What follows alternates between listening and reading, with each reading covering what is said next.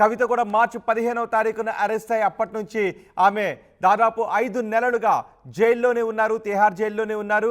కవిత arrest అయిన వారం రోజులకు ఢిల్లీ ముఖ్యమంత్రి అరవింద్ కేజ్రీవాల్ కూడా అరెస్ట్ అయ్యారు. మార్చి 21వ తారీఖున ఆయన కూడా జైల్లోనే ఉన్నారు.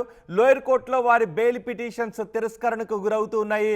ఇప్పుడు సిసోడియాకు బెయిల్ రావడంతో అరవింద్ కేజ్రీవాల్ కూడా బెయిల్ వచ్చే అవకాశం ఉంటుంది, కవితకు కూడా బెయిల్ వచ్చే అవకాశం ఉంటుంది అంటూ ఆయా పార్టీల నేతలు, ఇటు బీఆర్ఎస్ పార్టీ నేతలు, అటు ఆమ్ ఆద్మీ పార్టీ నేతలు అభిప్రాయపడుతున్నారు, ఆశాభావాన్ని వ్యక్తం చేస్తున్నారు. బెయిల్ ఆర్డర్స్ని ప్రొనౌన్స్ చేసే సందర్భంలో సుప్రీంకోర్టు కొన్ని కీలక వ్యాఖ్యలు చేసింది. ఏ నిందితుడిని కూడా కాలపరిమితి లేకుండా జైల్లో ఉంచలేరు. కేసు విచారణలో పురోగతి లేకపోయినా ఒక పరిమితి దాటిన తర్వాత ఆ వ్యక్తి నిందితుడిని జైల్లో ఉంచడం సరికాదు. వాళ్లకు బెయిల్ అనేది హక్కు, బెయిల్ మంజూరు చేయాల్సిన అవసరం ఉంటుంది. బెయిల్ పొందడం ద్వారా ఉపశమనం పొందే హక్కు ప్రతి నిందితుడికి కూడా ఉంటుంది అంటూ సుప్రీంకోర్టు అభిప్రాయపడింది.